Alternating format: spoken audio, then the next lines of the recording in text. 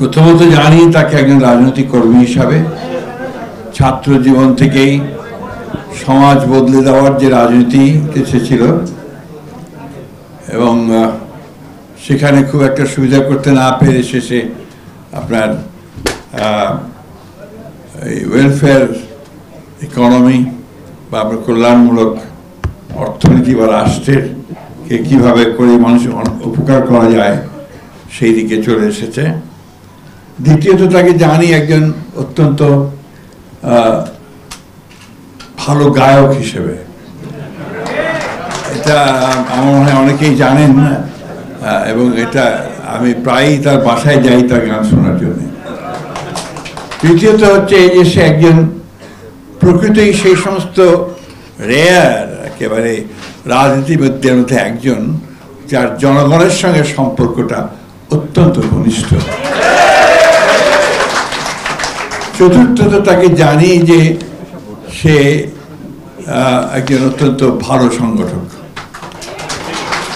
আজকে আমাদের সৌভাগ্য যে আমরা এই আলোচনায় এসে আমাদের দেশের কয়েকজন বরেণ্য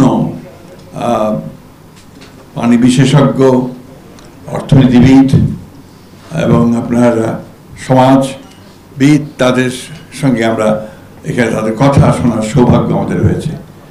একই সঙ্গেই যারা এই নদীর উপরে কাজ করছেন, পানির উপরে কাজ করছেন, তাদের কিছু বক্তব্য শোনার আমাদের সৌভাগ্য হয়েছে।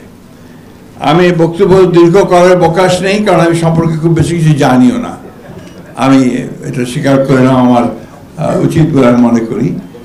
আইনুন নিশাত সাহেব আমাদের বন্ধু মানুষ, তিনি একজন সত্যিকার অর্থে অত্যন্ত জ্ঞানী বিশেষজ্ঞ এই বিষয়ের উপরে।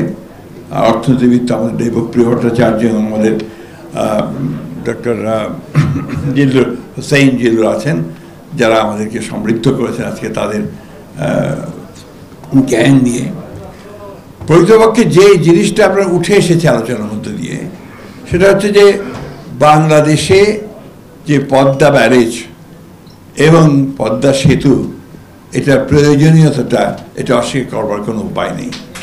এবং একই সঙ্গে যে জেলাগুলো আপনার এফেক্টেড, যে মানুষেরা এই সেতু বা ব্যারেজের জন্যে আপনার অপেক্ষা করছে, তাদের প্রয়োজনটা এটা আমরা এখানে উপলব্ধি করেছি। একই সঙ্গে এর যে আপনার ক্লাইমেটিক যে কন্ডিশনস, সেটা কি দাঁড়াবে, এতগুলো মানুষ, প্রায় 8 কোটি 9 কোটি মানুষের জীবন জীবিকা, তার কি অবস্থা দাঁড়াবে, সব কিছু মিলিয়ে এই পদ্মা ব্যারেজ এবং পদ্মা সেতু এর যে প্রয়োজন, এটা আমরা এখানে উপলব্ধি করেছি। একই সঙ্গে আমরা এটা উপলব্ধি করতে সক্ষম হয়েছি যে দীর্ঘকাল প্রায় 7 বারের প্রায় এটা ফিজিবিলিটি স্টাডি হয়েছে, এর উপরে আলোচনা স্টাডি হয়েছে, কিন্তু দুর্ভাগ্যক্রমে এখন পর্যন্ত আমরা সেটা ঠিক একটা ডিসাইসিভ কোনো জায়গায় আসতে পারিনি। যে কথাটা এখানে আমাদের বিশেষজ্ঞরা বলেছেন অত্যন্ত জোর দিয়ে, আমি সে কথাটা অত্যন্ত জোর দিয়ে বলতে চাই যে এই কাজগুলোর জন্য সবচেয়ে বেশি যেটা প্রয়োজন হচ্ছে পলিটিক্যাল কমিটমেন্ট। রাজনৈতিক কমিটমেন্টটাই হচ্ছে সবচেয়ে বড় প্রয়োজন, সেটাই দরকার। এবং সেটা তখনই তৈরি হবে যখন সেটা জনগণের মধ্য থেকে উঠে আসবে এই দাবিটা, এটাও কিন্তু অত্যন্ত জরুরি। তাই আমি খৈয়ামকে বলছিলাম যে পরে উচিত হবে তার গোটা অঞ্চলটাতে এই বিষয়টা নিয়ে জনগণের মধ্যে একটা জাগরণ সৃষ্টি করা, যেটা আমাদের মৌলানা আব্দুল হামিদ খান ভাসানী করতে সক্ষম হয়েছিলেন। তিনি ফারাক্কা মার্চ করে গোটা বিষয়টাকে, সেই ফারাক্কা ব্যারেজের বিষয়টাকে শুধু দেশে নয় আন্তর্জাতিকভাবেও সেটাকে সামনে নিয়ে এসেছেন, যার ফলশ্রুতিতে আমরা দেখেছি যে শহীদ প্রেসিডেন্ট জিয়াউর রহমানও সেটাকে আন্তর্জাতিক বিশ্বে এই বিষয়টাকে নিয়ে গেছেন। আমরা একটা ট্রানজিশনাল পিরিয়ডে আছি।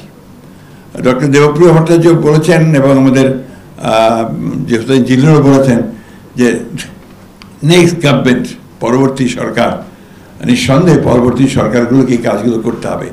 কিন্তু আজকে একটা সুযোগ তৈরি হয়েছে, এই অভূতপূর্ব একটি ছাত্রগণ অভ্যুত্থানের মধ্য দিয়ে আমাদের একটা জাতীয় ঐক্য তৈরি হয়েছিল। সেই জাতীয় ঐক্যকে সামনে নিয়ে আমরা যদি সবাই আমাদের মূল বিষয়গুলোকে সামনে আনতে পারি এবং সেই বিষয়গুলো যদি কাজ করে চিন্তার ঐক্যমত যদি থাকে তা নিঃসন্দেহে আমরা সফল হব।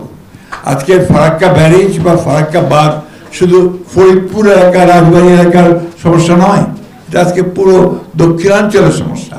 সুতরাং ওই মানুষ, আপনাদের সমস্ত নাগরিকদেরকে যেটা বললেন, সেই নাগরিকদেরকে আজকে ঐক্যবদ্ধ হতে হবে, সব স্তরের মানুষদেরকে হয়ে তাদেরকে সেই দাবি নিয়ে সামনে দাঁড়াতে হবে। সেই যে সরকারই আসুক, যেটা আমাদেরকে আমরা চাই। যেটা ডক্টর হোসেন জিল্লুর বলেছেন যে আগে থেকে এই বিষয়ে আমরা কাজ করতে পারি কিনা, অবশ্যই আমরা এই বিষয়টাতে আপনারা অত্যন্ত সচেতন। আপনারা জানেন যে আমাদের দলের বর্তমান চেয়ারপারসন দেশনেত্রী বেগম খালেদা জিয়া, তিনি অনেক আগে দ্বিতীয় সেতুর কথা কমিট করেছেন, তার কমিটমেন্ট আছে।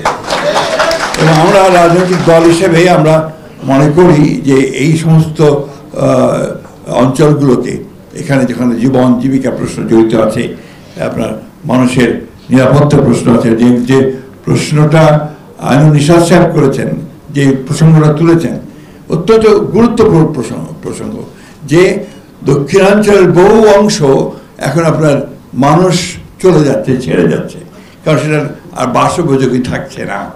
এটা অত্যন্ত একটা ইম্পর্টেন্ট একটা ইস্যু।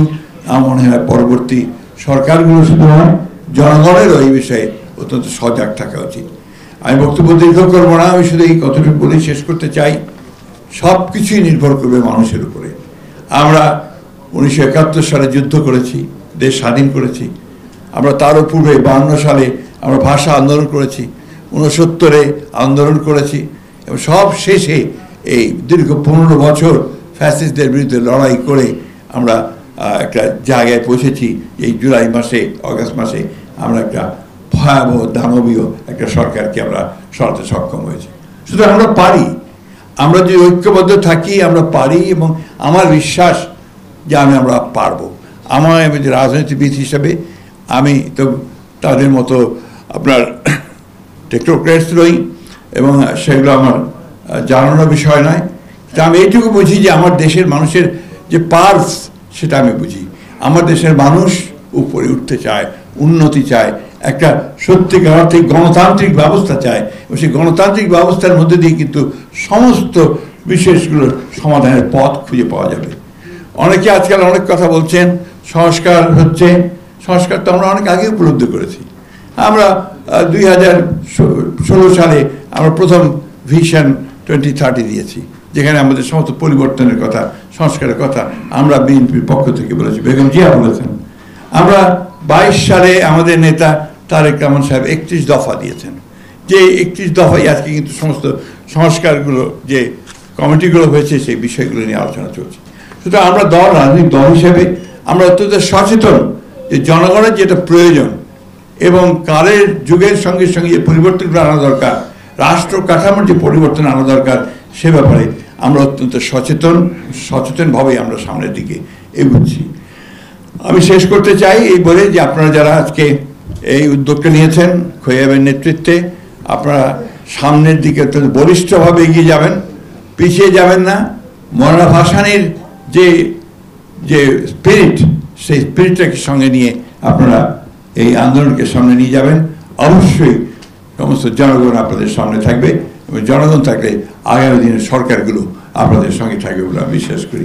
ধন্যবাদ সকলকে আমাকে আমন্ত্রণ জানানোর জন্য। ধন্যবাদ।